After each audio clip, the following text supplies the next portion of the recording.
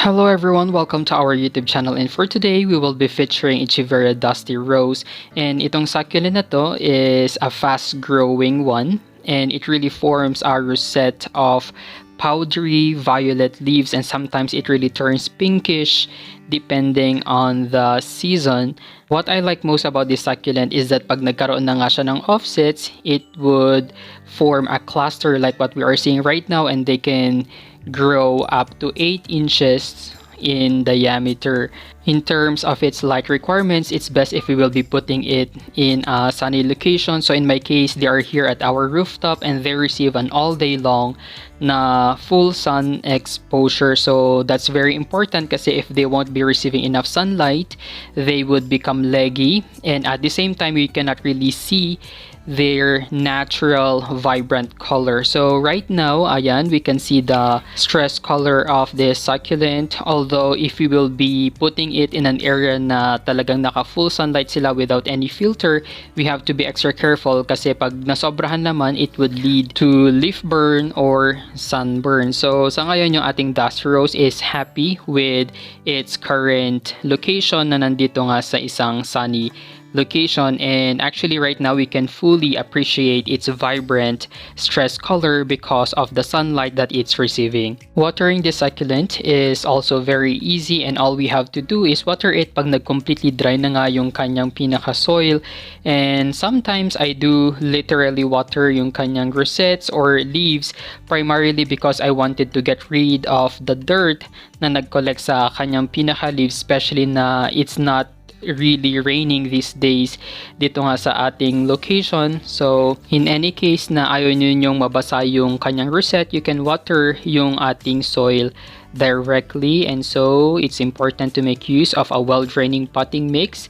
Ayan, so that we can avoid overwatering this succulent. And syempre, since nagdilig tayo sa kanyang pinaka-rosettes, it's also important to remove any excess water kasi it can cause fungus or pagkabulok ng ating succulent, and eventually it would lead to its death.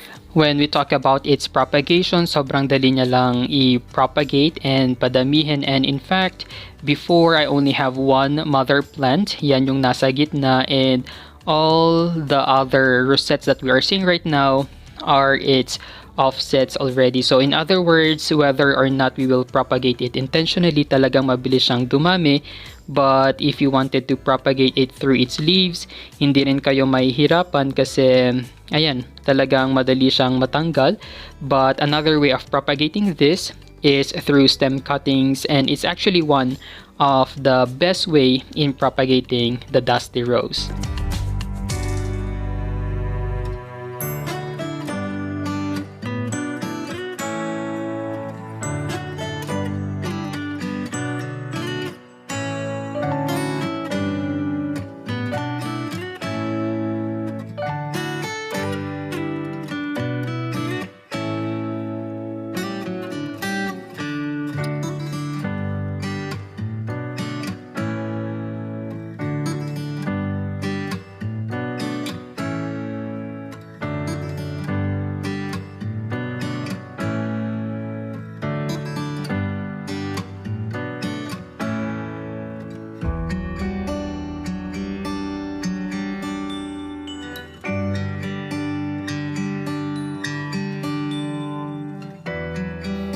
I decided to take 3 stem cuttings today that we will be planting in a separate pot.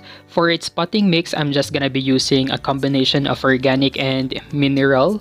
So we have here our alnos compost and some pumice stone. So itong potting mix na ito is something that I've been using for a very long time, and it's really good for rooting our succulents. And so all of our propagations today will be planted in this pot.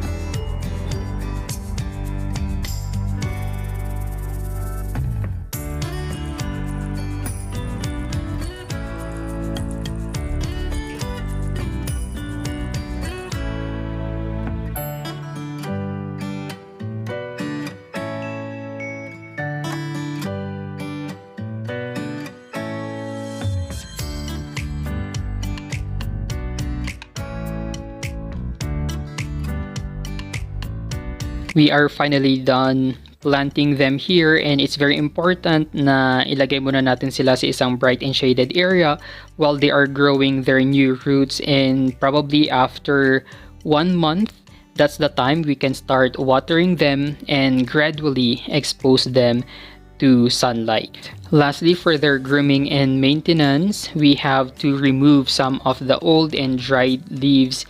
So this one is important kasi itong mga dry leaves na ito would be breeding ground ng ating mga pest, and since this one is an Echeveria, talagang lapitin sila ng mealybugs and other pests na din. Nag-a-apply ako sa kanya regularly ng isang systemic insecticide just to make sure na talagang hindi siya magkakaroon ng pest. Aside from insecticide, I do apply a fungicide sa kanya, and of course fertilizer, kasi that's very important lalo na pag talagang matagal nang nakapot yung ating succulent in this potting mix. So we need to give it or feed it with the nutrients that they need to grow. Kaya I do apply liquid fertilizer sa kanya. So that's all for today. Thank you guys for watching. Don't forget to like and subscribe to our YouTube channel. You may also visit our Facebook page, A Desert Succulent page.